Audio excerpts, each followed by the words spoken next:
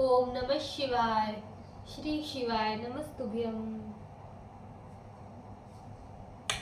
श्री आदिशक्ति पार्वती माताए नमः। श्री विघ्नेश्वराय नमः। श्री लक्ष्मी नारायणे नमः। श्री सियारामे नमः। श्री रामदास हनुमाने नमः। श्री सरस्वती ब्रह्माए नमः। श्री राधे कृष्णए नमः। हे शिवजी, તમારી કૃપાથી હું આ શિવ પુરાણ વાંચી રહી છું અને મારી મમ્મી, બેન અને તમામ શ્રોતા શિવ પુરાણ સાંભળી રહ્યા છે. અમે બધા શિવ પુરાણનું જ્ઞાન પ્રાપ્ત કરી શકીએ એટલી શક્તિ પ્રદાન કરજો અને શિવ પુરાણનું તેજ સહી શકીએ એટલી ક્ષમતા પ્રદાન કરજો. હે વિઘ્નેશ્વર ગણપતિ બાપ્પા, તમે શિવ પુરાણના વંચનમાં આવતા તમામ વિઘ્ન હરજો. હે કૃષ્ણ મનોહરિણી રાધાજી, હે કૃષ્ણ, તમે શિવ પુરાણ સાંભળવા જરૂર પધારજો અને મારા હૃદયમાં સ્થાન ગ્રહણ કરજો. હે સિયારામજી, હે રામદાસ હનુમાનજી, તમે પણ શિવ પુરાણ સાંભળવા જરૂર પધારજો અને મારા હૃદયમાં સ્થાન ગ્રહણ કરજો. ઓમ નમઃ શિવાય. શ્રી શિવાય નમસ્તુભ્યમ.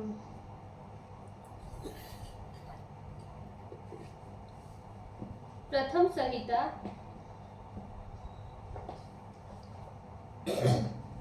त्रयोविंशो अध्याय, पेज नंबर 169. रुद्राक्ष एवं शिव नाम के महत्मय का वर्णन. ऋषिगण बोले, हे महाभाग सूत, हे व्यास शिष्य, आपको नमस्कार है. अब आप हमें भस्म महात्मय, रुद्राक्ष महात्मय एवं नाम महात्मय का विस्तार के साथ वर्णन कीजिए और इन तीनों महात्मय हमें समझाकर चित्त को आनंदित कीजिए. सुत जी बोले, आप लोगों ने लोक उपकार के लिए उत्तम बात पूछी. आप सब धन्य, पवित्र तथा कुल के भूषण हो. जिन लोगों ने कल्याणकारी शिव देवता है, उन लोगों को शिव कथा अत्यंत प्रिय है. वे लोग धन्य हैं, वे ही कृतार्थ है. उन्हीं का जन्म सफल है तथा उन्हीं ने अपने कुल का उद्धार कर लिया है, जो सदा शिव की उपासना करते हैं. जिनके मुख में शिव शिव इस प्रकार शिव का नाम है, उन्हें पाप स्पर्श भी नहीं कर सकते. जैसे कोई खैर के अंगारे को नहीं स्पर्श कर सकता, जो कोई अपने मुख से श्री शिवाय नमस्तुभ्यम, शिव को नमस्कार करते हैं, इस मंत्र को कहते हैं, उसका मुख उसी समय संपूर्ण पापों को नाश करने वाले तीर्थ के समान हो जाता है. जो कोई प्रीति युक्त हो उस पुरुष के मुख का अवलोकन करते हैं, उन्हें तीर्थ का फल प्राप्त होता है. इसमें संदेह नहीं. हे ब्राह्मणों, जहाँ कहीं भी वह पुरुष स्थित रहता है, उसके दर्शन मात्र से त्रिवेणी स्नान का फल प्राप्त होता है.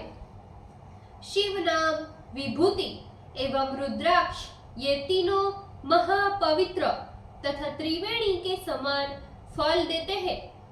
जिनके शरीर में भस्म, रुद्राक्ष तथा विभूति, इन तीनों का निवास है, ऐसे लोगों का दर्शन सर्वथा दुर्लभ एवं पाप नाशक होता है. उनका दर्शन त्रिवेणी के समान है. त्रिवेणी में तथा उस पुरुष को कोई अंतर नहीं है. जो इस बात को नहीं जानता वह महापापी है, इसमें संशय नहीं.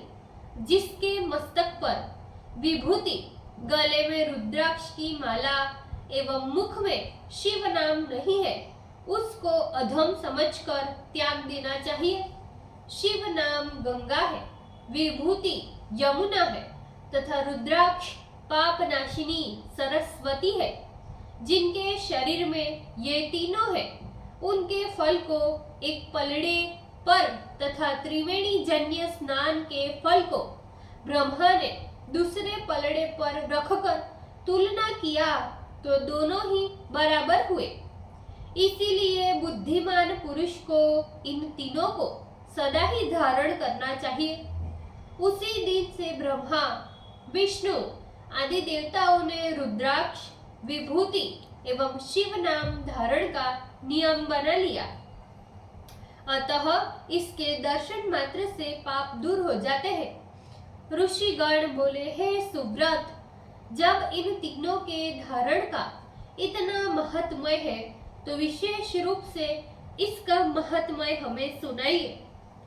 सुत जी बोले, हे महाप्राज्ञ, हे शिव भक्तों में श्रेष्ठ महर्षियों, आप लोग इन तीनों का महात्मय भक्ति तथा आदर पूर्वक श्रवण कीजिए।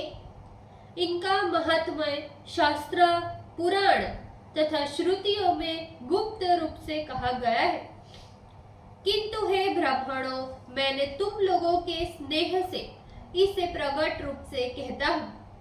हे ब्राह्मणों, इन तीनों के महात्म्य को संपूर्ण रूप से जानने में कौन समर्थ है? इस ब्रह्मांड में सत्सत से परे शिव के अतिरिक्त और कोई भी इस महात्म्य को नहीं जानता। मैं यथाशक्ति संक्षेप में भक्ति पूर्वक नाम के महात्म्य को कह रहा हूँ।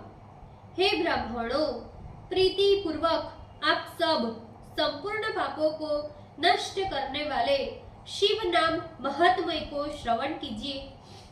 शिव नाम रूपी दावाग्नि से पापों के महापर्वत जल जाते हैं। सभी पाप नाम लेते ही अनायास जल जाते हैं। ये बात सत्य है, इसमें संदेह नहीं करना चाहिए। हे शौनक, पाप से उत्पन्न होने वाले अनेकों दुख है, वे सभी शिव के नाम ग्रहण करने से नष्ट होते हैं, इसमें संदेह नहीं।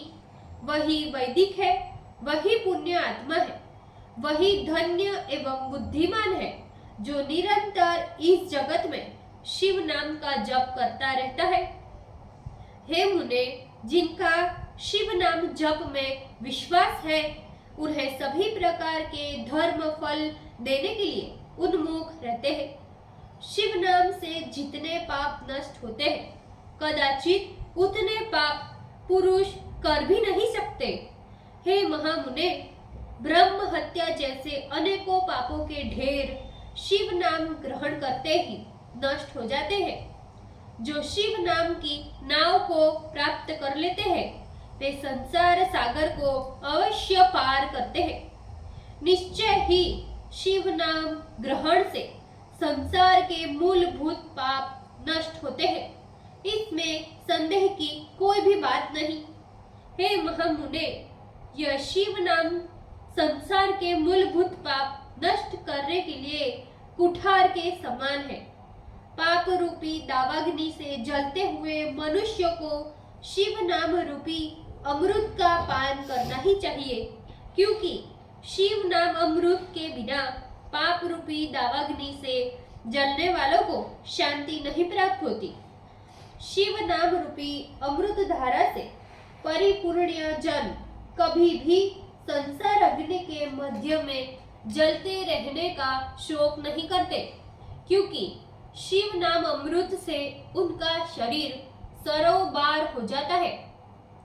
जिन महात्मा जनों को शिव नाम ग्रहण में उत्कंठ भक्ति है, ऐसे लोग तत्काल मुक्त हो जाते हैं।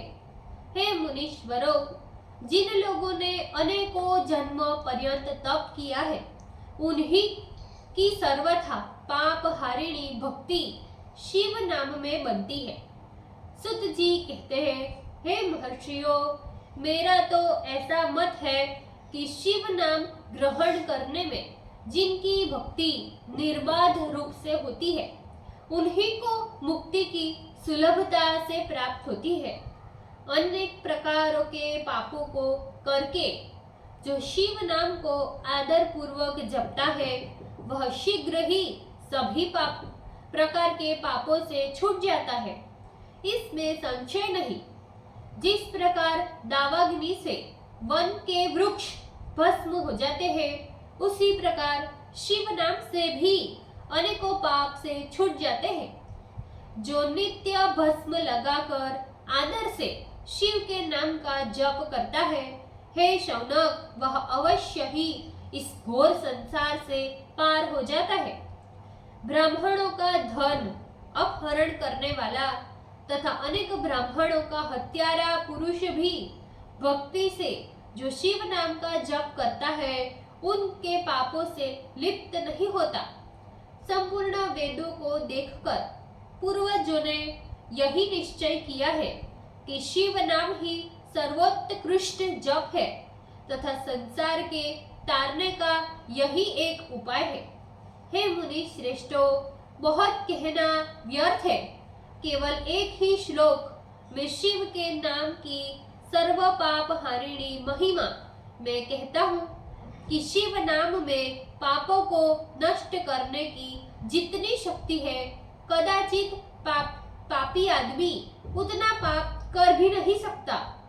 पूर्व काल में शिव नाम के प्रभाव से महापापी इंद्रद्युम्न राजा तथा एक महापापिणी ब्राह्मण की स्त्री शिव नाम के प्रभाव से दोनों की उत्तम गति हो गई। हे ब्राह्मणों, इस प्रकार हमने आप लोगों से उत्तम शिव के नाम का महात्म्य वर्णन किया। अब आप सभी पापों को दूर करने वाले भस्म के पावन महात्म्य को श्रवण करें। ओम नमः शिवाय। श्री शिवाय नमस्तुभ्यम। ભૂલચૂક માફ કરજો શિવજી, કૃપા રાખજો। આજના શિવ પુરાણના વંચનનું પુણ્ય મને પ્રદાન કરજો શિવજી। ઓમ નમઃ શિવાય। શ્રી શિવાય નમસ્તુભ્યમ।